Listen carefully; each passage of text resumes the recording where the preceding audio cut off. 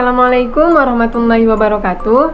Apa kabar semuanya? Perkenalkan, nama saya Rahmayani dengan NIM 2202100007.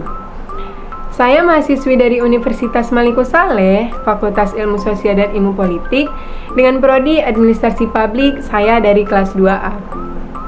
Video ini saya buat untuk memenuhi tugas akhir saya di mata kuliah Manajemen Pelayanan Publik dengan dosen pengampu Ibu Risna Dewi, SOS MSP.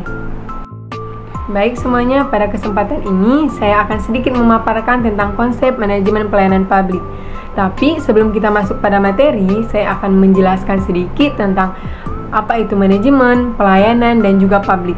Jadi, menurut Ricky W. Griffin, mendefinisikan manajemen sebagai sebuah proses perencanaan, pengorganisasian, pengkoordinasian, dan pengontrolan sumber daya untuk mencapai sasaran secara efektif dan efisien. Jadi, efektif berarti suatu tujuan dapat dicapai sesuai dengan perencanaan. Secara efisien berarti bahwa tugas yang ada dilaksanakan secara benar, terorganisir, dan sesuai dengan jadwal. Dan pelayanan menurut Kotler mendefinisikan bahwa setiap tindakan atau kegiatan yang ditawarkan oleh sesuatu pihak kepada pihak lain yang pada dasarnya tidak berwujud dan tidak mengakibatkan kepemilikan siapapun.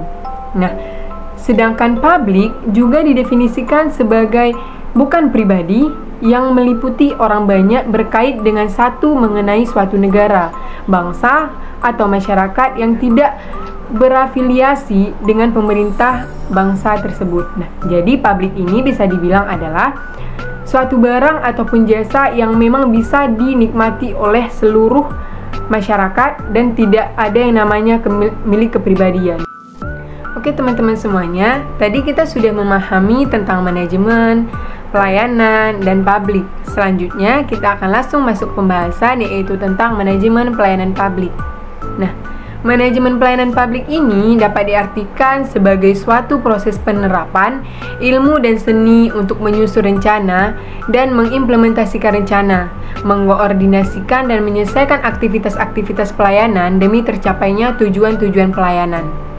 Nah, contoh pelayanan publik itu seperti kantor dukcapil, tempat kita membuat kartu keluarga, kartu tanda penduduk, dan juga contoh lain seperti bank dan rumah sakit yang memberikan pelayanan kepada masyarakat, baik itu secara mandiri maupun sebagai pengguna BPJS.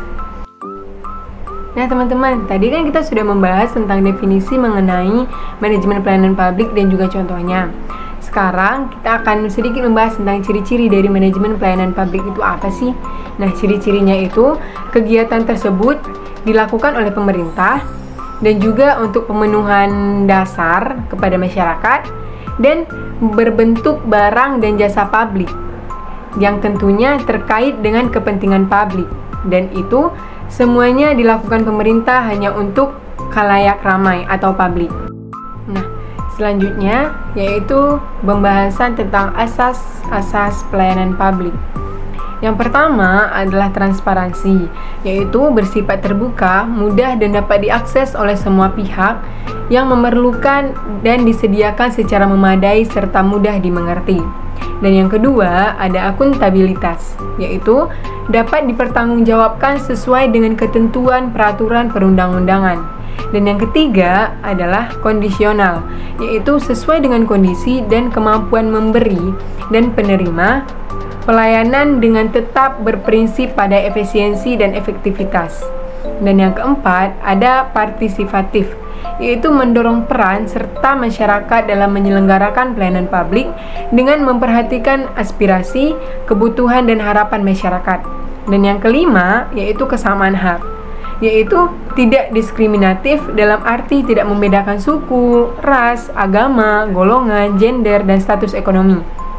Dan yang keenam ada keseimbangan hak dan kewajiban, yaitu pemberi dan penerima pelayanan publik harus memenuhi hak dan kewajibannya masing-masing. Baik teman-teman semuanya, setelah pemaparan tadi maka dapat disimpulkan bahwa manajemen pelayanan publik akan mengarahkan rangkaian kegiatan pelayanan yang tersusun secara sistematis, sebab mengedepankan aspek implementasi fungsi-fungsi manajemen dengan mengoptimalkan pemanfaatan sumber daya yang dimiliki demi percepatan pencapaian tujuan pelayanan publik. Nah, keteraturan dalam sistem pemerintahan dari berbagai aspek menuntut diselenggarakannya administrasi publik yang baik.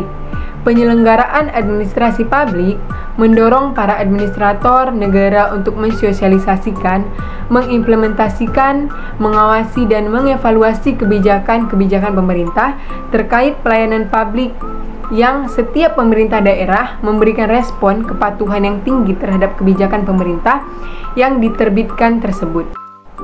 Baik teman-teman semuanya, itulah tadi video presentasi dari saya mengenai konsep manajemen pelayanan publik. Semoga bermanfaat. Thank you for watching.